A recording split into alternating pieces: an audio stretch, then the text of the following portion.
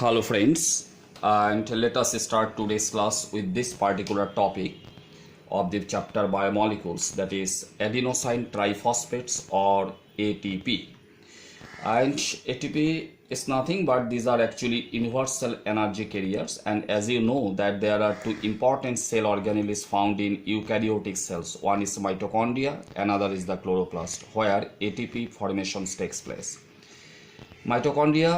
মাইটোকন্ড্রিয়ার মধ্যে যেটা inner membrane এবং সেখানে যে অক্সিজমস বা F0 F1 পার্টিকেলস থাকে, তো সেখানে অ্যাকচুয়ালি কী হয়, এটিপি ফরমেশনস হয়, and ATP formation process is called the phosphorylations process. That's why the mitochondria is also called the powerhouse of cells, as because it is the site of generations of the ATP, that means adenosine triphosphates. Other than mitochondria, chloroplast is another structures where actually light dependent phosphorylation reaction process occurs, that is called the photophosphorylations, and ATP is generated. So keep remember, there are two important cell organelles in case of eukaryotic cells where ATP molecules are generated or can be formed. One is the mitochondria, another is the chloroplast. Anyway, but in case of prokaryotic cells, the ATP formations takes place in the mesosomes or in the membrane of the bacteria cells. তো এগুলি কথা মনে রাখতে হবে. Anyway, ATP are actually the organic compounds, and basically these are actually the nucleotides. And structurally, each ATP molecule consists of three different chemical subunits. One is adenine. Adenine is a nitrogen based molecule, so it is an adenine molecule. It contains nitrogens এবং এটা একটা basic chemicals, অর্থাৎ ক্ষারধর্মী একটা chemicals. So এই যেটা nitrogen base molecules, এটার নাম হচ্ছে অ্যাডিনাইন. কাজেই যেটা স্ট্রাকচার আমি অল্প আগে বললাম যে ATP or adenosine triphosphate molecule, it is an energy carrier molecules. It provides energy to the cells for performing different types of cellular functions. And ATP কি করে সেলকে এনার্জি দেয়, এর জন্য একটা হাইড্রোলাইসিস রিঅ্যাকশন হতে লাগে, যেখানে ATP পানির সাথে বিক্রিয়া করে এবং ATP মলিকুল ভেঙে গিয়ে তার থেকে তৈরি হয় adenosine diphosphates and inorganic phosphates and release energy in the form of heat, and that released energy become available for the cellular functions. Anyway, তো যেটা নিয়ে আমি আলোচনা করছিলাম সেটা হচ্ছে ATP or adenosine triphosphate actually structurally consist of three different chemical subunits. One is nitrogen containing a base molecule called the adenine, and a 5 carbon sugar. এটা একটা 5 carbon sugar, 1 2 3 4 and 5. This is a 5 carbon sugar এবং এই 5 carbon সুগারটার নাম হচ্ছে ribose sugar. This is ribose sugar, it is a pentose sugar.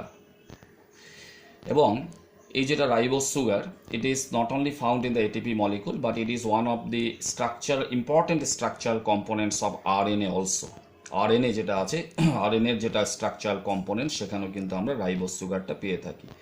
In DNA ঠিক এরকমই একটা 5 carbon sugars পাওয়া যায় in that structures, and the name of that 5 carbon sugar is called the deoxyribose. খুব একটা বেশি ডিফারেন্স নেই, ডিফারেন্সটা কোন জায়গায়, this is the carbon 1, this is the carbon 2. In case of ribose sugar which is present in the structure of ATP as well as it is also presents in the RNA molecules. তো এখানে কি হয়, যেটা second carbon, এর সঙ্গে কি আছে, একটা হাইড্রোজেন আর একটা হাইড্রক্সিল গ্রুপস থাকে. আর deoxyribose sugar, that is also pentose sugar, 5 carbon sugar. শুধুমাত্র পার্থক্যটা হচ্ছে যে ডিএনএর মধ্যে যেটা আমরা প্যান্টোস সুগার পাই, যেটার নাম হচ্ছে ডিঅক্সিরাইবোস, তার যেটা সেকেন্ড কার্বন, এর মধ্যে এখানে যেমন হাইড্রক্সিল আছে একটা, ডিঅক্সিরাইবোস সুগারের সেকেন্ড কার্বনের সঙ্গে কোনো হাইড্রক্সিলস থাকে না. আর বোথ দ্য ভ্যালেন্সি, দুটা ভ্যালেন্সির মধ্যে কি থাকে, দুটা করে হাইড্রোজেন্স থাকে. এখানেও হাইড্রোজেন থাকবে, এখানেও হাইড্রোজেন থাকবে, কিন্তু রাইবোস সুগারের ক্ষেত্রে কিন্তু যেটা সেকেন্ড কার্বন, সেখানে আমরা কি পাচ্ছি, একটা হাইড্রক্সিল গ্রুপ একটা পাচ্ছি. So this is the difference. Anyway, তো এই গেল দুটা কেমিক্যাল কম্পোনেন্টস. এবং থার্ড যেটা কেমিক্যাল কম্পোনেন্টস যেটা দিয়ে এটিপি ফর্মেশন হয়, সেটা হচ্ছে একটা কি, triphosphate groups. So it is actually এখানে 3টা ফসফেট গ্রুপস আছে. তো চেইন অফ 3 ফসফেট গ্রুপস, একসঙ্গে এটাকে বলা হবে কি, ট্রাই ফসফেট ট্রাইফসফেট গ্রুপ বলা হবে এটাকে। So this is the chemical composition of each ATP molecule. যে প্রত্যেকটা এটিপি মলিকুল আসলে রাসায়নিকভাবে এটা তিনটা বিভিন্ন ধরনের রাসায়নিক বস্তু দিয়ে তৈরি হয়। কি কি? একটা এটিপি মলিকুলের মধ্যে আমি একটা নাইট্রোজেন যুক্ত একটা ক্ষার পাবো এবং একটা নাইট্রোজেন বেস মলিকুল পাচ্ছি, আর এই নাইট্রোজেন বেস মলিকুলটার নাম হচ্ছে অ্যাডিনাইন। তার সাথে থাকবে একটা 5 কার্বন সুগার, প্যান্টোজ সুগার, যেটার নাম হচ্ছে রাইবোজ সুগার, আর তার সঙ্গে থাকবে একটা কি ট্রাইফসফেট গ্রুপস। তো এই তিনটা বিভিন্ন ধরনের রাসায়নিক বস্তুর সংগঠনে, ঠিক আছে, কি ফর্মেশন হচ্ছে? এটিপি মলিকুলস তৈরি হচ্ছে। So ATP molecule consist of 3 different components. One is adenine, it is the nitrogen base chemical. Ribose sugar, it is a 5 carbon sugar and a group of 3 phosphate molecules. Okay, তো এখন আমরা দেখব যে কি করে actually ATP মলিকুলটা formation হয়। আমি বলেছি যে a site of ATP formation is mitochondria, inner membrane of the mitochondria, and in the chloroplast the site of ATP formations is the pigmented membrane of the thylakoids. সেখানে কি থাকে? সেখানে special কিছু membrane embedded কিছু particles থাকে called the oxygens or F0 F1 particles, and which are actually associated for formations of the ATP molecules. Okay, তো কি করে তৈরি হয়? অ্যাকচুয়ালি এই যে তিনটা ডিফারেন্ট ধরনের যে কেমিক্যাল কম্পোনেন্টস আছে, they get assembled together to form an ATP molecule. কি করে এখন এই তিন ধরনের কেমিক্যাল কম্পোনেন্টস অ্যাসেম্বলড হয় আমি সেটার ডায়াগ্রাম এখানে দেখিয়ে দিচ্ছি। এখানে দেখানো হচ্ছে যে তিনটা কম্পোনেন্টসই আছে। একটা হচ্ছে 5 carbon sugar, this is the ribose sugar, this is the nitrogen base chemical যেটা হচ্ছে অ্যাডিনাইন, এবং এটা হচ্ছে ট্রাইফসফেটস গ্রুপ। ওকে, তো কি হয়, যেটা 5 carbon sugar I mean ribose sugar, এর যেটা কার্বন 1 এর সঙ্গে যেটা হাইড্রক্সিল গ্রুপ থাকে, এই হাইড্রক্সিল গ্রুপের সঙ্গে একটা রিয়াকশন হয় কার? With the hydrogen of the nitrogen base chemical. এই যেটা নাইট্রোজেন বেস কেমিক্যাল আছে অ্যাডিনাইন, এর এই নাইট্রোজেনের সঙ্গে আমরা যেটা হাইড্রোজেন পাচ্ছি, সেই হাইড্রোজেনটার সাথে কি হয়? এই হাইড্রক্সিল গ্রুপটার কি হবে? রিয়াকশনস হবে। কাজেই এখানে সবসময় মনে রাখতে হবে যে নাইট্রোজেন বেস কেমিক্যালটা রাইবোজ সুগারের সঙ্গে যে যুক্ত হবে সেটা কত নাম্বার কার্বনের সঙ্গে যুক্ত হয়? With carbon number 1। So this is the ribose sugar, this is the carbon number 1, carbon number 1, এর সঙ্গে সবসময় নাইট্রোজেন বেস কেমিক্যালটা এসে যুক্ত হবে। আর তার জন্য যেটা রিয়াকশন হবে, এই রিয়াকশনের ফলে কি হয়? এখান থেকে এক মলিকুল ওয়াটার H2O রিমুভ হবে। H আর OH মিলে এক মলিকুল ওয়াটার এখান থেকে রিমুভ হবে। তাহলে কি হবে? তাহলে কার্বনের সঙ্গে যেটা যুক্ত ছিল হাইড্রক্সিল, সেটাও এখান থেকে রিমুভ হয়, নাইট্রোজেনের সঙ্গে যুক্ত থাকা হাইড্রোজেনটাও এখান থেকে রিমুভ হয়, and they together form a molecule of water. তার ফলে কি হয়? কার্বনের যেটা ভ্যালেন্সি এরা সরাসরি গিয়ে কার সঙ্গে যুক্ত হয়ে যায়? With that of the nitrogen. কাজে এখানে একটা কেমিক্যাল বন্ডস তৈরি হবে। আমরা দেখতে পাচ্ছি এখানে যে যেটা সুগার মলিকুল, তার যেটা কার্বন 1 তার সঙ্গে নাইট্রোজেনের সাথে একটা কি হচ্ছে? কেমিক্যাল বন্ডস তৈরি হচ্ছে। অর্থাৎ এই যেটা nitrogen base chemical which is known as adenine, it get linked with the sugar molecule, আর কত নাম্বার কার্বনের সঙ্গে? With carbon 1, by forming a chemical bond, and this newly form chemical bond is called the glycosidic bonds. তো এভাবে যেটা complex তৈরি হয়, this is actually called a যেটা এটা একটা যেটা কম্পোনেন্ট যেটা তৈরি হলো, that is the nucleosides, ribonucleosides. এবার এর সঙ্গে তো এবার কি লাগবে? ফসফেট গ্রুপস লাগবে, কারণ আমি আগেই বলেছি যে ATP molecule actually consist of 3 different components. তা প্রথমে এ দুটা কম্পোনেন্ট যুক্ত হয়ে একটা নিউক্লিওসাইড ফর্মেশন হয়। তারপর কি হয়? এই যেটা সুগার মলিকুল, এটা carbon 1, carbon 2, carbon 3, carbon 4, and this is the carbon 5। এই যেটা কার্বন 5 আছে, এই কার্বন 5-এর সঙ্গে যেটা হাইড্রক্সিল গ্রুপ আছে, তার সাথে এই যেটা ট্রাইফসফেট গ্রুপ, তার যেটা হাইড্রক্সিল গ্রুপ, তার মাঝে কি হয়? একটা রিয়াকশনস হয়। তো এখানে দুটা রিয়াকশন পয়েন্টস আছে, একটা এখানে আমরা রিয়াকশন পয়েন্টস দেখলাম, আর সেকেন্ড রিয়াকশন পয়েন্ট আমরা এখানে একটা দেখলাম। এতে কি হয়? এই রিয়াকশনস পয়েন্ট থেকেও কি হবে? 1 মলিকুল ওয়াটার এখানেও কি হবে? রিমুভ হবে। তার ফলে কি হয়? এই যেটা কার্বন আর ট্রাইফসফেটের যেটা ফসফরাস, তো এই কার্বন আর ফসফরাসের মাঝখান থেকে কি হয়? H আর OH এ দুটা কি হয়? অ্যাকচুয়ালি রিমুভ হয়ে যায়। ওকে, এইচ আর ওএইচ কি হচ্ছে এখান থেকে রিমুভ হয়ে যাচ্ছে, ইন দ্য এক মলিকুল ওয়াটার এখান থেকে রিমুভ হয়। তাহলে রয়ে যায় কি, এখানে যেটা 5 নম্বর কার্বন আর যেটা ফসফরাস, এই দুটার মাঝখানে কি রয়ে যায়, একটা অক্সিজেন। ওকে, তাহলে কার্বন আর ফসফরাসের মাঝখানে কি রয়ে গেল, একটা অক্সিজেন রয়ে গেল, কারণ এখানে ওএইচ ছিল, এখানে ওএইচ ছিল, ওএইচ প্লাস এইচ পানির মলিকুল হয়ে বের হয়ে যায়, তাহলে কার্বন আর ফসফরাসের মাঝখানে কি থেকে যায়, অক্সিজেন। কাজে এখানে একটা নিউ কেমিক্যাল বন্ড ফর্মেশন হয়, যেটা সুগার মলিকুল এর যেটা কার্বন 5 সেটাকে ট্রাইফসফেটের সঙ্গে কি করে, লিঙ্ক করে।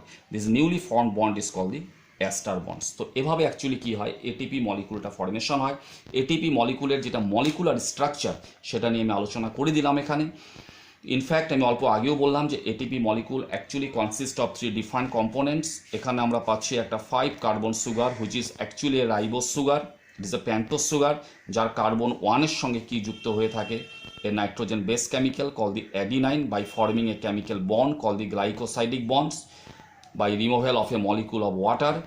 আর এই যেটা সুগার মলিকুল এর যেটা 5 নম্বর কার্বনটার সাথে কে যুক্ত হয়, যে triphosphates by forming a new chemical bonds call দিয়ে, যেটাকে বলা হয় অ্যাস্টার বন্ডস।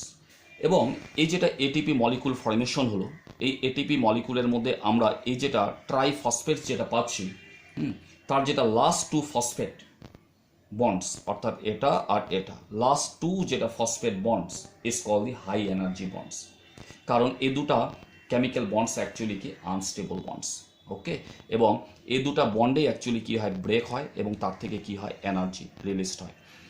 এনিওয়ে, এখন প্রশ্ন হচ্ছে how does ATP molecule release energy. প্রশ্ন হতে পারে যে এটিপি মলিকুল কি করে এনার্জি রিলিজ করে। Actually ATP molecule energy release হতে গেলে একটা রিয়াকশন হতে লাগবে, সেটা হচ্ছে অ্যাডিনোসাইন ট্রাইফসফেট, এটার সঙ্গে কার রিয়াকশন হবে, with water molecules. This reaction is call the hydrolysis of ATP, কারণ এটিপি পানির সাথে বিক্রিয়া করে এখানে কি হবে, এটিপি মলিকুলটা এখানে ব্রেক হয়ে যাবে, adenosine diphosphate plus inorganic phosphates, আর সাথে এখানে কি মুক্ত হবে, এনার্জি। ঠিক আছে, সো এটিপির থেকে যে এনার্জি রিলিজড হবে তার জন্য এটিপির হাইড্রোলাইসিস হতে হবে। এটিপি পানির সাথে বিক্রিয়া করবে, বিক্রিয়া করে এটিপি মলিকুল ভাঙবে, ভেঙে গেলে তৈরি হবে adenosine diphosphate and inorganic phosphate, সাথে এনার্জি রিলিজড হবে। And keep remember, on hydrolysis of ATP, ATP যখন হাইড্রোলাইসিস হয় আর তাতে যেটা অ্যাডিনোসাইন ডাইফসফেট তৈরি হয়, তো কী পরিমাণ সেখানে এনার্জি রিলিজড হয় এটা কিন্তু অবশ্যই মনে রাখতে হবে। এটা প্রায় 30.6 কিলো জুল এনার্জি কী হয়, রিলিজড হয় from hydrolysis of ATP molecule. Now আমি বলেই দিলাম যে how does ATP release energy. Actually আমি আবার রিপিট করছি, that in ATP its phosphate molecules actually is covalently removed and replaced. এখানে আমরা যে ফসফেট গ্রুপগুলি দেখছি না, এখানে তো 3টা ফসফেটস আছে, তো বিশেষ করে এর যেটা লাস্ট 2 যেটা ফসফেট গ্রুপ, এই ফসফেট গ্রুপ দুটা কি হয়, কোভ্যালেন্টলি রিমুভড হয় অ্যান্ড রিপ্লেসড হয়। একবার রিমুভড হতে পারে, আবার সেটা রিপ্লেস হতে পারে। এটা একটা কিন্তু তার একটা এটিপির একটা নেচার, কেমিক্যাল প্রপার্টি একটা। Anyway, the covalent bonds actually joining the second and the third যেটা ফসফেট গ্রুপ, এখানে 3টা ফসফেট গ্রুপ আছে, তার মধ্যে second phosphate group and third phosphate group যে কোভ্যালেন্ট বন্ডের দ্বারা যুক্ত হয়ে আছে, call the ester bonds. Yes, ঠিক আছে। এই যেটা এটিপির মধ্যে যেটা সেকেন্ড অ্যান্ড থার্ড যেটা ফসফেট গ্রুপ আছে, মাঝখানে যেটা কেমিক্যাল বন্ডস থাকে, এই বন্ড দুটাকে আনস্টেবল বন্ড, সো আর সিম্বলাইজড অ্যাজ, সেই জন্য এই বন্ড দুটাকে আমরা এরকমভাবে ওএভি সাইন দিয়ে বোঝাই।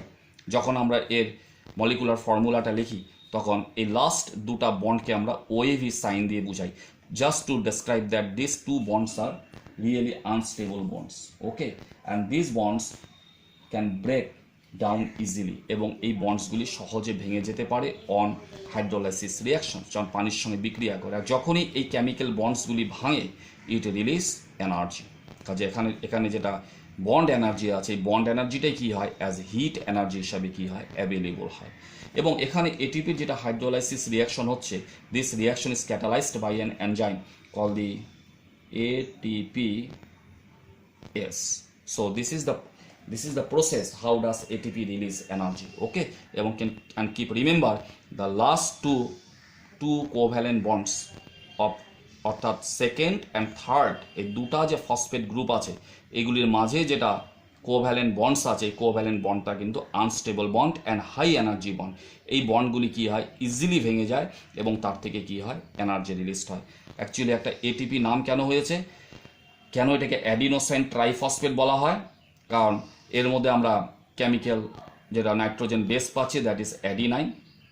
এটা সুগারের সঙ্গে যুক্ত হয়ে থাকে এবং তার সঙ্গে হয়ে গেল অ্যাডিনোসাইন এবং তার সঙ্গে কী আছে, 3টা ফসফেট গ্রুপ, এই জন্য নাম হয়েছে অ্যাডিনোসাইন ট্রাইফসফেট। এবং যখনই এই মলিকুলটা পানির সঙ্গে বিক্রিয়া করলে কি হয়, এর যেটা থার্ড নাম্বার যেটা ফসফেট গ্রুপ, এটা ফার্স্ট সেকেন্ড থার্ড নাম্বার যেটা ফসফেট গ্রুপ, এটা কি হয়, রিমুভ হয়ে যায়। এই যে আমি লিখিয়ে দিয়েছি, একটা ফসফেট কি হয়, রিয়াকশনে আলাদা হয়ে যায়। তাহলে রয়ে গেল কি, অ্যাডিনোসাইন ডাইফসফেট, অর্থাৎ 2টা ফসফেট। এই জন্য রিয়াকশনের শেষে তৈরি হলো অ্যাডিনোসাইন ডাইফসফেট, আর সাথে একটা ফসফেট রিমুভ হয়ে যায়। কাজে এই বন্ডটা ভেঙে যাবে। এই বন্ডটা ভেঙে গেলেই রয়ে যাওয়া পার্টটা হবে অ্যাডিনোসাইন ডাইফসফেট।